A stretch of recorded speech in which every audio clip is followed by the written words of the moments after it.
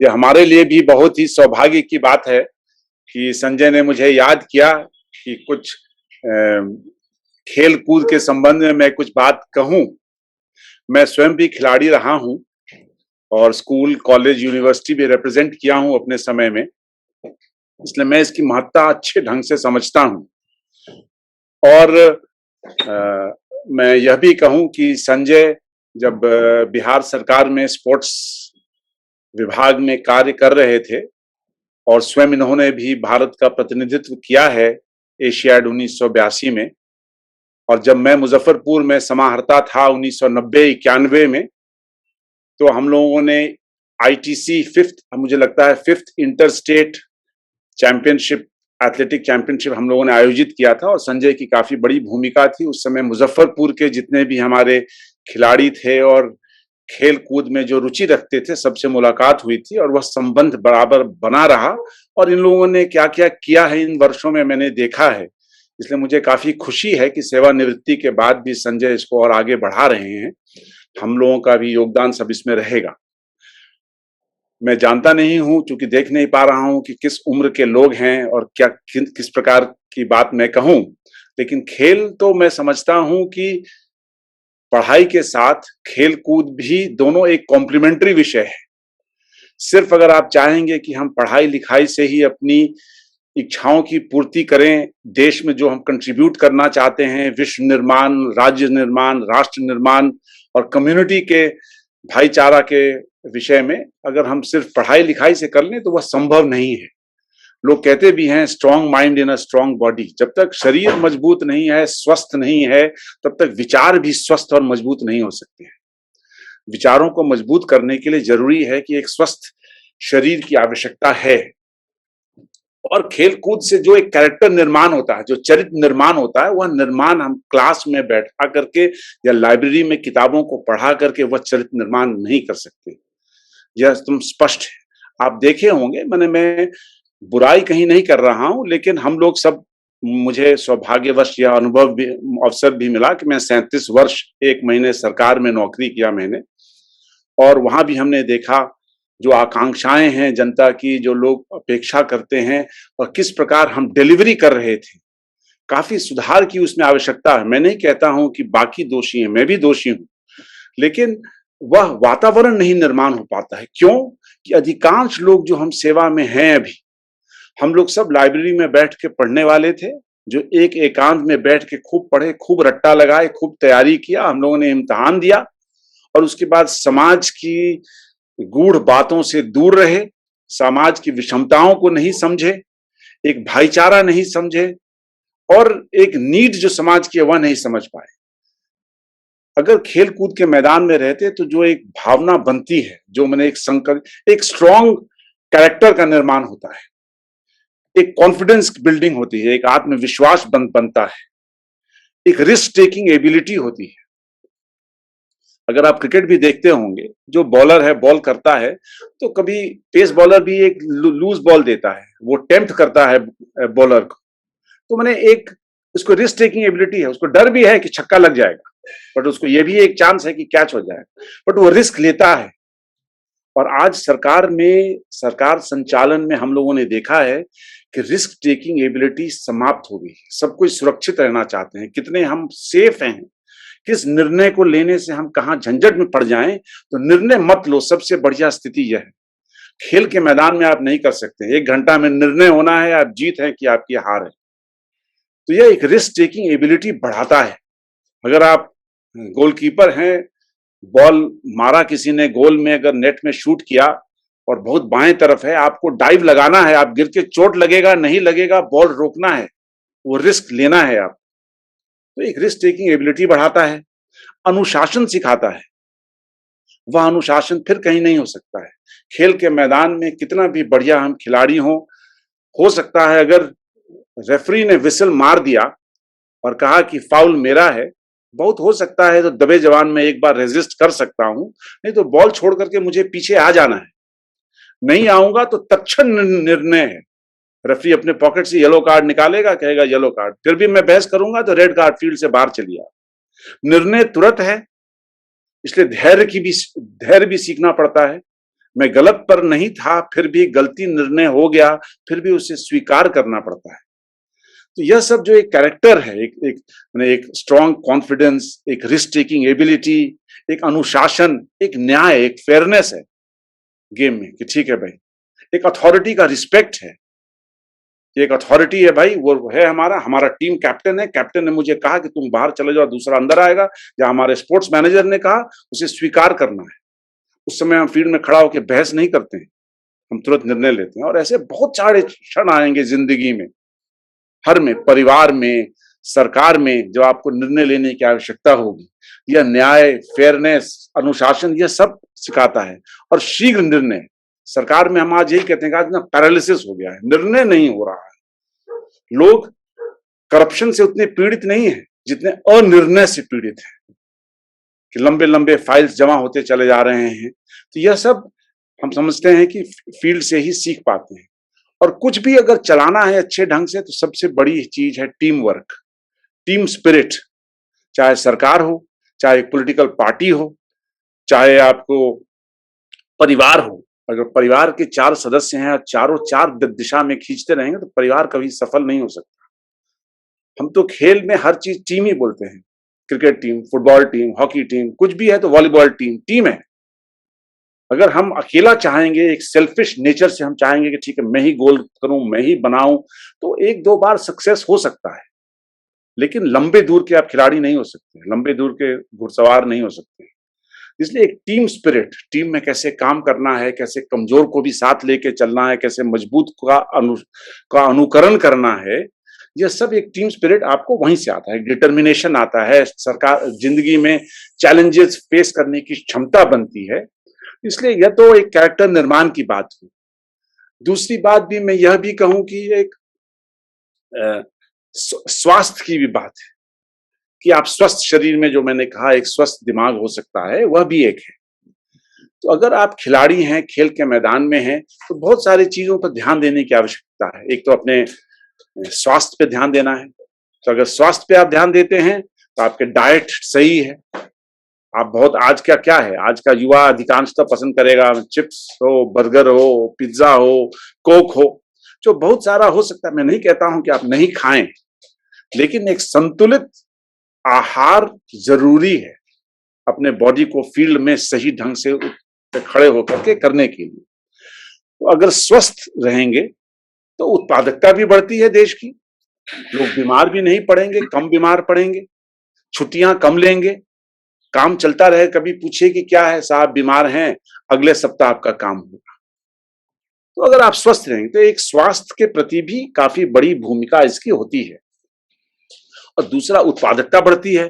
तीसरा है कि प्रेशर, जो वैसे ही हमारी जो मेडिकल व्यवस्था है, जो अस्पतालों की व्यवस्था है, वो काफी दिक्कत है। आबादी अधिक है, संसाधन सरकार के पास कम है, हमारी सुविधाओं की कमी है, और उसमें हम और प्रेशर बढ़ाते हैं बीमारों। अगर हम स्वस्थ रहेंगे तो प्रेशर ऑन गवर्नमेंट रिसोर्सेज भी हमारा कम होता रहेगा। अभी हमने देखा कि कोविड से सब ग्रसित हो गए। कोविड में क्या था, मुख्य समस्या थी हमारे लंग्स की समस्या थी, हमारा रेस्पिरेटरी प्रॉब्लम हो रहा था, ट्रैकिया ब्लॉक हो रहा था, लंग्स में इंफेक्शन हो रहा था। अगर आप दौड़ धूप करते रहते, खेल कूद करते रहते, तो लंग्स फंक्शन भी मजबूत होता है। लंग्स फंक्शन मजबूत होता, बोन की कैपेसिटी मजबूत होती है, भविष्य में आपको यह भी होता। तो स्वास्थ्य में, उत्पादकता में, सब में इसकी भूमिका बहुत होती है। गुड डाइट खाने में, और फिजिकल और मेंटल एबिलिटी भी बढ़ाता है, जो कि कॉम्बिनेशन है। आप कितने भी मेंटली काबिल हो, लेकिन अगर आप बीमार हैं, अधिकांशतः बीमार ही रहते हैं, तो आपकी विद्वत्ता की कुछ उपयोगिता नहीं हो सकती है समाज को। इसलिए स्वास्थ्य के प्रति भी हमको विशेष ध्यान देने की आवश्यकता है। फिर कम्युनिटी के प्रति भी योगदान है। अच्छे लीडर्स की तैयारी होती है। मान लीजिए कि हमारे जितने क्रिकेट कैप्टन थे, धोनी रहे हों, चाहे विराट कोहली हो, वह सेवा कर रहे थे कहीं कहीं, वहीं रह जाते तो उनमें वह कैरेक्टर, वह लीडरशिप, वह चीज नहीं होता। एक समाज निर्माण में एक अच्छा लीडर थ्रो अप करता है, जो अपनी टीम को साथ लेके चलने की पूरे गुण को सीखता है, समाज को जोड़कर रखता है। लैंग्वेज, जो हम कह रहे हैं भाषा, धर्म, नेशनल बाउंड्री, स्टेट बाउंड्री, ये सब जितने हैं, ये सब विभाजित ही करते हैं, ठीक है, जोड़ते भी होंगे लेकिन अधिकांशतः विभाजित करते हैं। लेकिन खेल कूद एक ऐसा है, अगर क्रिकेट है तो विश्व भर में एक ही नियम है मोटा मोटी, माइनर चेंजेस हो सकते हैं। फुटबॉल है, आप फुटबॉल से जुड़ सकते हैं, आप फुटबॉल जानते हैं सब कुछ, ये नियम कानून कायदा, तो वह जोड़ने का, अंतरराष्ट्रीय इंटरनेशनल अक्रॉस बाउंड्रीज जोड़ने का काम करता है, धर्म अक्रॉस जोड़ने का काम करता है। तो वह जो उसकी एक है वह है। फिर उसके बाद रिसोर्सेज बचाता है, जो मैंने पहले ही कहा आपको, रिसोर्सेज इसलिए बचाता है क्योंकि आप बीमार नहीं है, मेडिकल फैसिलिटीज आप इस्तेमाल नहीं कर रहे हैं। तो ये एक हुआ कि कम्युनिटी के प्रति भी क्या करता है। तो मैंने कहा एक स्वयं आपका कैरेक्टर बिल्डिंग करता है, एक हेल्थ के प्रति आपको जागरूक करता है, रिसोर्सेज गवर्नमेंट का इंश्योर करता है, कम्युनिटी बिल्डिंग करता है।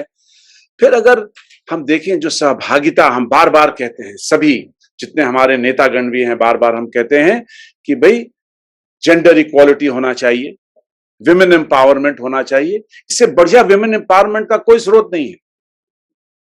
बराबर में अगर हम अपने बहनों को भी अगर खड़ा करें, बच्चियों को खड़ा करें और वह लोग अगर भागीदारी में आए तो उनका जो सेल्फ एस्टीम होता है, हम कभी कहते हैं ना कि मेरी बेटी आर्म्ड फोर्सेस में है, मेरी बेटी क्रिकेट खेल रही है, तो एक बराबर की स्थिति बनती है और समाज में बराबर भूमिका दोनों की, परिवार में भी है, इसलिए दोनों को, इससे बढ़िया एक self esteem, gender equality, women empowerment के लिए भी एक बहुत ही सशक्त माध्यम है।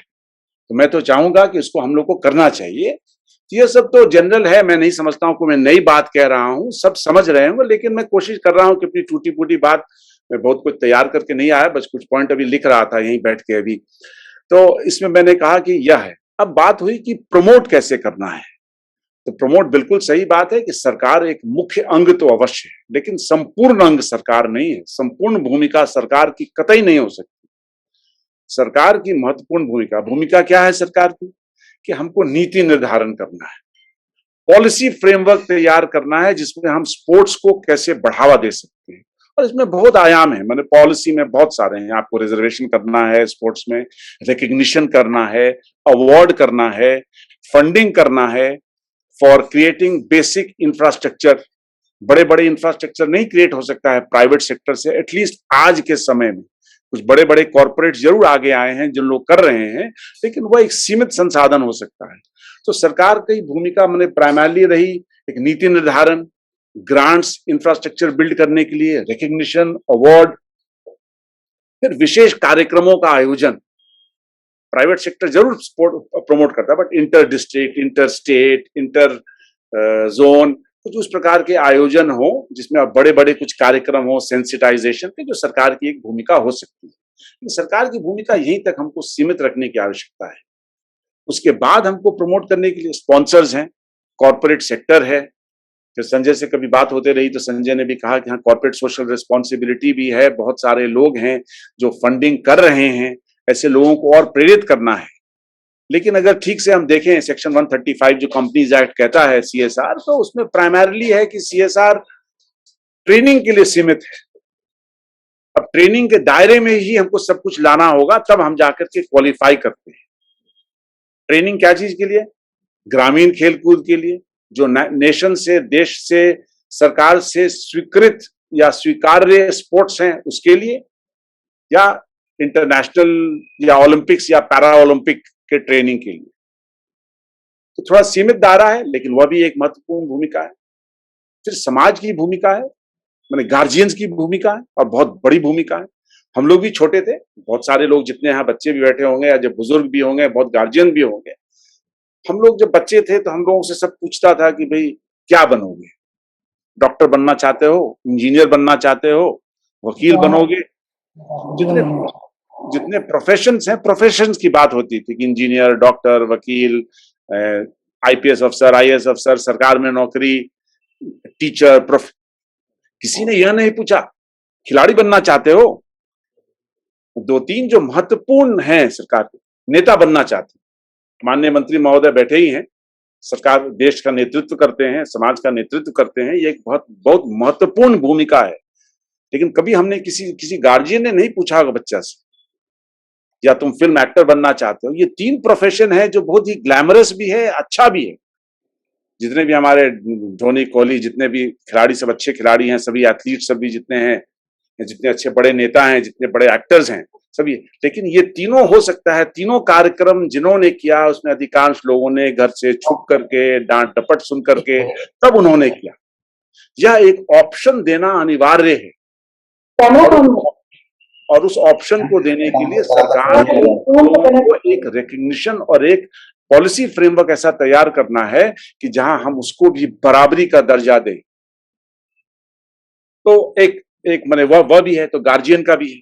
फिर स्पोर्ट्स को तो मैंने कहा सरकार की भूमिका है, कॉर्पोरेट्स की भूमिका है, स्पॉन्सर्स बड़े बड़े हैं उनकी भूमिका है, हमारे गार्जियंस और समाज की खुद की भूमिका है। और फिर इसको प्रमोट करने के लिए हम लोग क्या कर सकते हैं, मतलब प्रमोट, एक जैसे इतने बैठे हैं सबके हाथ में मोबाइल होगा, हम लोग सब कोई रोज सुबह उठते हैं, गुड मॉर्निंग, भगवान का तस्वीर, मैं नहीं कहता हूं मत भेजें, आप जरूर भेजें। आप अगर खुद मूल्यांकन करके देखिए कितने मैसेजेस हैं जो आज तक आपने जिंदगी में खेल कूद पर भेजा, खेल कूद को प्रोत्साहित करने के लिए आपने भेजा। नमस्ते रविंद्रन, मैं रविंद्रन को भी देख रहा हूं, रविंद्र ज्वाइन कर लिए हैं। हाँ, तो मैं ये कह रहा हूं कि हम लोगों ने कभी सोशल मीडिया का इस्तेमाल ही नहीं किया। अगर हम यह भी संकल्पित करें कि ठीक है, कुछ बढ़िया वीडियो, बढ़िया खेल का वीडियो भेजेंगे जो हमारे स्थानीय स्तर पर, अगर एक छोटी सी घटना, एक मोटरसाइकिल एक्सीडेंट हो जाता है कहीं, मान लीजिए आपके जोरन छपरा में या कहीं कोई किनारे में, तो वो फ्रंट पेज का न्यूज होगा मुजफ्फरपुर में। लेकिन नेशनल स्पोर्ट्स भी, मैं आज देख रहा था अखबार जब टाइम्स ऑफ इंडिया दिल्ली में, तो 22वें पन्ने पर आता है स्पोर्ट्स। वह प्रयास करना है, मीडिया की भूमिका भी, उसको 22वें पन्ने से हमको दूसरे या तीसरे पन्ने पे लाना है। जब तक वह फीलिंग भी नहीं होगा, और सोशल मीडिया भी एक सशक्त माध्यम है, लोकल खिलाड़ी, लोकल इवेंट्स, इसको हम अपने सोशल मीडिया की तरफ से हम प्रमोट करें। तो मैं यही कहूंगा, मैं समझता हूं कि मैंने अपनी बात संक्षेप में रख दी है। क्या क्या लाभ है इससे, मैंने कम्युनिटी डेवलपमेंट में, कैरेक्टर बिल्डिंग में, नेशन बिल्डिंग में, इकोनॉमिक एक्टिविटी, इकोनॉमी भी इसकी, अगर मैं यूएसए की बात करूं तो यूएसए में लगभग 1 लाख करोड़ की इकोनॉमी में कंट्रीब्यूशन स्पोर्ट्स का है। करीब 4.5 लाख जॉब क्रिएशन वहां इस सेक्टर में है। 28 लाख का एवरेज सैलरी है साल का वहां। तो हमको उस तरीका से भी देखना है कि यह नहीं है कि खेल कूद कर रहे हैं तो हम कोई रिसोर्सेज का दुरुपयोग कर रहे हैं, हम इकोनॉमी में भी कंट्रीब्यूट कर रहे हैं। तो मैं अपनी बात को एक बार समाप्त कर दूं कि चरित्र निर्माण में एक महत्वपूर्ण भूमिका है, जेंडर इक्वालिटी, विमेन एम्पावरमेंट में खेलकूद की महत्वपूर्ण भूमिका है, समाज को जोड़ रखने में एक महत्वपूर्ण भूमिका है, हेल्थ, एक अच्छा हेल्दी नेशन बनाने में हमारी महत्वपूर्ण भूमिका है, right kind of diet, balance diet, government का रिसोर्सेज, मेडिकल फैसिलिटी में कम इस्तेमाल हो, उसमें एक महत्वपूर्ण भूमिका है। फिर उसके बाद प्रमोट करने में सरकार की भूमिका एक सीमित है, infrastructure creation, policy formation, policy framework तैयार करने में, स्पॉन्सर्स, कॉर्पोरेट सेक्टर, इनकी भूमिका है, गार्जियंस की भूमिका है कि प्रमोट करना है, वो ऑप्शन देना है, बच्चों से पूछना है क्या बनना चाहते हो, पढ़ाई लिखाई खेल कूद सब नौकरी के साथ खिलाड़ी बनना चाहते हो कि नहीं, वह भी एक ऑप्शन बच्चों के सामने होना चाहिए। तो वह भी एक है। फिर मैंने कहा कि सोशल मीडिया का भी इस्तेमाल करना चाहिए हम लोग को एक बड़े पैमाने पे। तो मैं यही बात कह के अपनी बात को समाप्त करना चाहता हूं, और जितने भी आयोजक गण हैं, विशेष करके संजय को मैं विशेष धन्यवाद देना चाहता हूं कि इस प्रकार का आयोजन किया है और इसमें बढ़ोतरी करेंगे। मैं भी जुड़ा रहा हूं, मैं भी अपनी जो छोटी मोटी भूमिका होगी मैं कर पाऊंगा। मैं भी दरभंगा का रहने वाला हूं, जाते रहता हूं, बराबर कुछ करूंगा। और माननीय मंत्री जी से तो मेरी मुलाकात व्यक्तिगत नहीं है, बट संजय से मैंने बहुत सुना है, और रविंद्र भी आए हैं, एक बढ़िया कर्मठ पदाधिकारी अभी तो हैं, और वो भी प्रमोट करेंगे। और माननीय मंत्री जी के नेतृत्व में मैं समझता हूं कि इस संस्था को, खेलकूद को बिहार में काफी प्रोत्साहन मिलेगा, और हम एक नेशनल लेवल पे और अच्छे खिलाड़ी को भेज सकेंगे। लेकिन वह हमारा ध्येय अंत में नहीं होना चाहिए कि हम कितने प्राइज जीते, कितने पार्टिसिपेंट्स बनाए। प्राइज जीतने वाली संख्या कम होगी, खेलकूद में यही है, participation is more important then winning always. लेकिन ठीक है, जीतना है, जब तक नहीं जीतेंगे तब पार्टिसिपेशन नहीं बढ़ेगा। तो मैं अपनी शुभकामनाओं के साथ अपनी बात को समाप्त करता हूं, और मैं हमेशा साथ में हूं। माननीय मंत्री महोदय को मेरा प्रणाम, एंड रविंद्र और संजय को मैं क्या कहूं, मेरा शुभकामनाएं, मेरा आशीर्वाद, पूरे संस्था को अच्छा काम करें, मैं साथ हूं। धन्यवाद।